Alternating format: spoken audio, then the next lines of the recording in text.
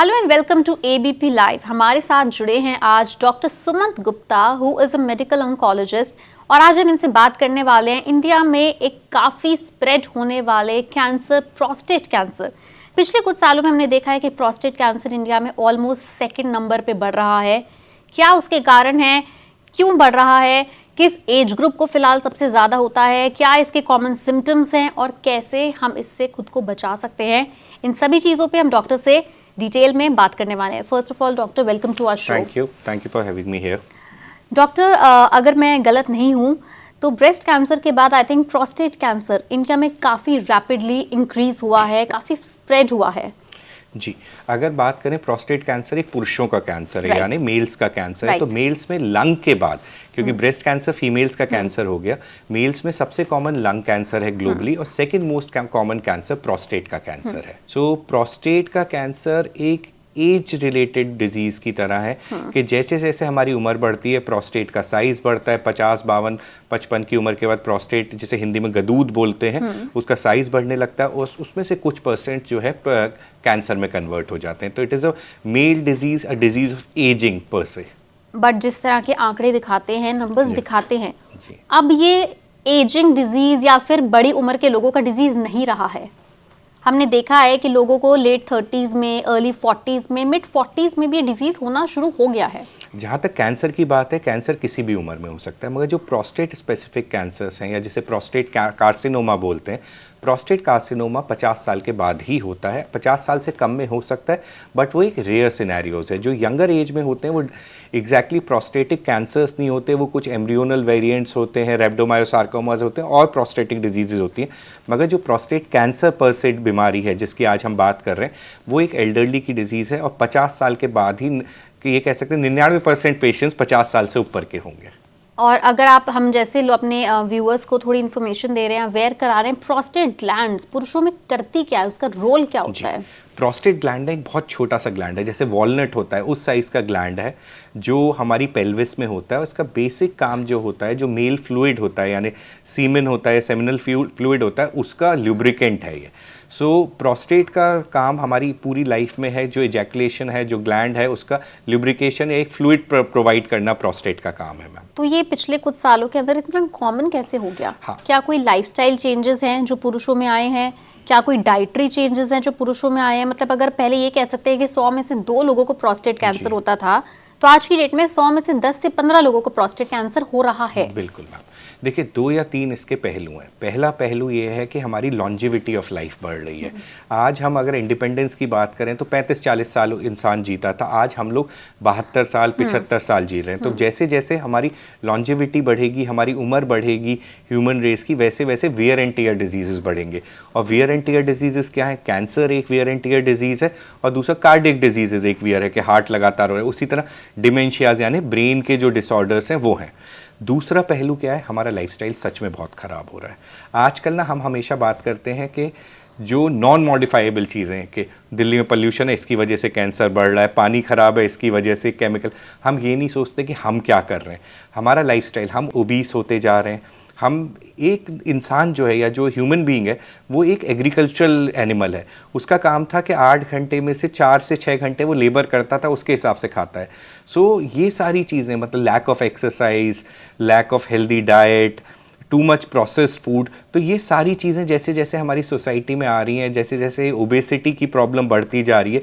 Obesity क्या करता है? एक लगातार ऑक्सीडेटिव स्ट्रेस रखता है बॉडी के ऊपर, तो इस वजह से कैंसर्स, हर तरह का कैंसर बढ़ता जा रहा है। उसके बाद एल्कोहल, टोबैको, इसका कंजम्पशन बढ़ता जा रहा है, इसकी वजह से भी कैंसर रेट्स डबल ट्रिपल हो रहे हैं। So longevity of life, poor lifestyle और बेटर मेडिकल इक्विपमेंट। क्या है प्रोस्टेट का? क्या है प्रोस्टेट के करीब करीब 50 से 60% कैंसर्स जो है इंसिडेंटल कैंसर्स है, कि अगर वो शरीर में पड़े भी रहते हैं तो कई बार किसी को पता नहीं चलता है। मगर जैसे जैसे हमारी अवेयरनेस, जैसे जैसे मेडिकल इक्विपमेंट बढ़ रहा है, तो उस वजह से हमारी अर्ली डिटेक्शन बढ़ रहा है। तो ये तीनों चीज़ मिलके हमारा रेट्स ऑफ इंसिडेंस बढ़ा रहे हैं। डॉक्टर, इसके कोई अर्ली लक्षण होते हैं, कोई अर्ली सिम्टम्स होते हैं? मतलब अगर बॉडी ने पूरी तरह गिव अप करना शुरू नहीं किया तो कोई अर्ली ऑनसेट सिम्टम्स हो जिससे इंसान टाइम पे अपना ट्रीटमेंट शुरू करा पाए? कैंसर की बात करें, विदेश में करीब करीब 90% कैंसर अर्ली स्टेज में मिलते हैं और हमारे यहाँ 90% लेटर ऑन या लास्ट स्टेजेस में मिलते हैं। उसके पीछे सबसे बड़ी बात क्या है कि हमारे यहाँ शायद एक हेल्थ केयर में जाने में एक फियर है। जब तक कोई बहुत ज़्यादा दर्द नहीं होगा, जब तक बहुत ज़्यादा दिक्कत नहीं होगी, तब तक। जैसे आपने पूछा, अर्ली सिम्टम्स एक बहुत बड़ी चीज़ है। अर्ली सिम्टम्स में सबसे ज़्यादा है यूरिनेशन के चेंजेस, यानी बार बार यूरिन जाना, यूरिन एक बार जाके क्लियरली वॉइड ना होना, यानी ऐसे लग रहा है कि बूंद बूंद करके गिर रहा है, रात में मल्टीपल टाइम्स यूरिन जाना, ये प्रोस्टेट के बढ़ने के अर्ली सिम्टम्स हैं। और जैसे कि मैंने कहा कि कुछ प्रोस्टेट परसेंटेज कैंसर होगी और 70-80% उसमें नॉर्मल ग्रोथ ऑफ प्रोस्टेट होगी, जिसे बिनाइन प्रोस्टेटिक हाइपरट्रॉफी बोलते हैं या नॉन कैंसरस प्रोस्टेट का बढ़ना कहते हैं, वो होगा। मगर जैसे ही ये सिम्टम्स हमें आने लगे, हमें तुरंत अपने यूरोलॉजिस्ट या जनरल फिजिशियन को इन्फॉर्म करना है। अगर किसी को सिम्टम्स आने शुरू हो जाए और उनका ही कैंसर निकल भी आता है, डिटेक्ट भी होता है, तो इसका ट्रीटमेंट कितना लंबा चलता है? क्या लाइन ऑफ ट्रीटमेंट क्या है? सबसे पहले हमें डायग्नोसिस के लिए 2 मेजर टेस्ट हैं इसमें, जिसमें एक है PSA करके ब्लड टेस्ट, जिसको प्रोस्टेट स्पेसिफिक एंटीजन बोलते हैं। ये खून की सिंपल सी जांच है जो हर लैब में हो जाती है। और इसके साथ हमारा एक मैनुअल एग्जामिनेशन या अल्ट्रासाउंड ऑफ द प्रोस्टेट चाहिए, जिससे हमें पता चलता है कोई गठान या गांठ तो नहीं है। इन दोनों के बाद पेशेंट की एक बायोप्सी ली जाती है, जो अल्ट्रासाउंड गाइडेड बायोप्सी है, जो एक as such as a painless और रिस्क फ्री प्रोसीजर है। हमारे देश में क्या है, हम लोग बायोप्सी से बहुत डरते हैं। एक भ्रांति है कि अगर बायोप्सी करी तो कैंसर फैल जाता है, जो एक बिल्कुल ही या कैंसर निकलेगा ही या निकलेगा ही। तो बायोप्सी एक हम लोगों के लिए, डॉक्टर्स के लिए अनिवार्य चीज़ है, जिससे हमें पता चलता है कि क्या हम इसका इलाज करेंगे, कैसे करेंगे और कब करेंगे। श्योरिटी मिलती है और ट्रीटमेंट की मोडालिटी मिलती है मैडम। सो प्रोस्टेट कैंसर्स की सबसे अच्छी बात यह है कि ज़्यादातर प्रोस्टेट कैंसर डायग्नोज होने के बाद भी अगर लो ग्रेड है तो उसमें केवल ऑब्जर्वेशन बहुत है। अगर उससे ज़्यादा है तो कई बार एक सर्जिकल प्रोसीजर जैसे रोबोटिक प्रोसीजर या प्रोस्टेट को निकाल देने से उसको पूरी तरह ठीक कर लिया जाता है। और अगर प्रोस्टेट कैंसर फैल भी गया है तो हार्मोन्स के इंजेक्शन या हार्मोन की गोली से भी वो मरीज़ 10-10, 20-20 साल चलता जाता है। सबसे पहले प्रोस्टेट कैंसर के अगर सिम्टम्स हैं तो डरिए नहीं। अगर ये आ भी जाता है तो आपको ये, आप इससे ठीक हो जाएंगे, आप इससे लड़के ठीक हो जाएंगे और इसका कोई ट्रीटमेंट इतना पेनफुल या स्ट्रेसफुल नहीं है। कंप्लीटली क्योरेबल है ये? बिल्कुल है मैम। अर्ली स्टेजेस में तो कंप्लीटली क्योरेबल है और लेटर ऑन स्टेज में भी कंट्रोलेबल है। और क्या एक कंप्लीट क्योर होने के बाद ही रीअकर हो सकता है? मैम कोई भी बीमारी वापस आ सकती है, मगर हाँ, ये बीमारी तब भी ऐसी बीमारी है जो पूरी तरह जाने के बाद शायद हमें ज़िंदगी भर परेशान ना करे।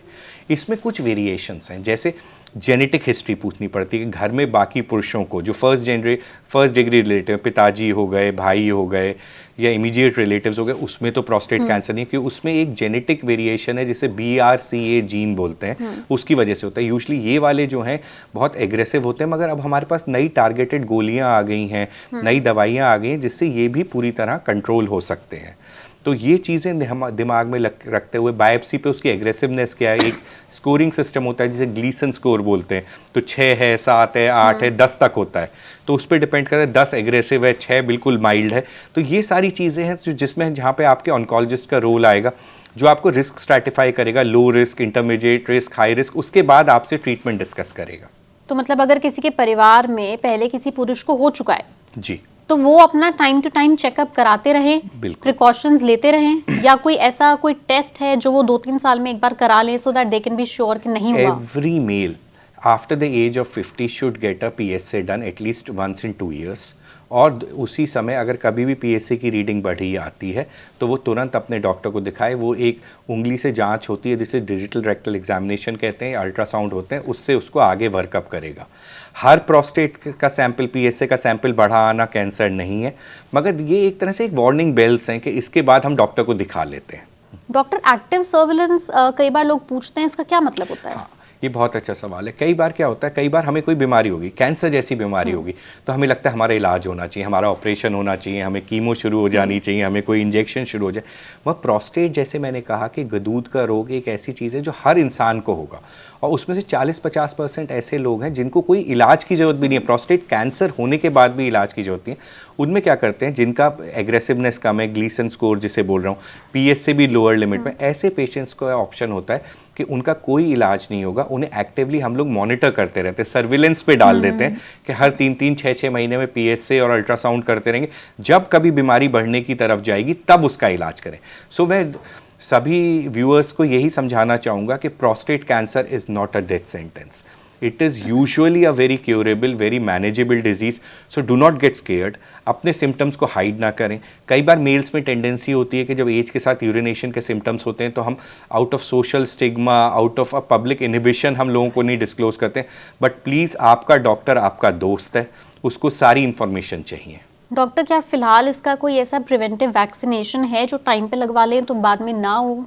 मैम अभी वैक्सीनेशन, ऐसा प्रिवेंटिव वैक्सीनेशन केवल सर्वाइकल कैंसर में आया है, बाकी कैंसर्स में नहीं है। मगर पीएसए की सबसे बड़ी चीज़ है जो आज मीडिया के जरिए हम कर सकते हैं, awareness after 50 a regular medical examination with a PSA blood test. So if we follow this we will be safe. Well, thank you so much doctor, and I hope कि हमारे सारे जितने भी सवाल थे प्रोस्टेट कैंसर से जुड़े, prostate gland से जुड़े और कैसे खुद को बचा सकते हैं, वो सब आंसर हो गए हो।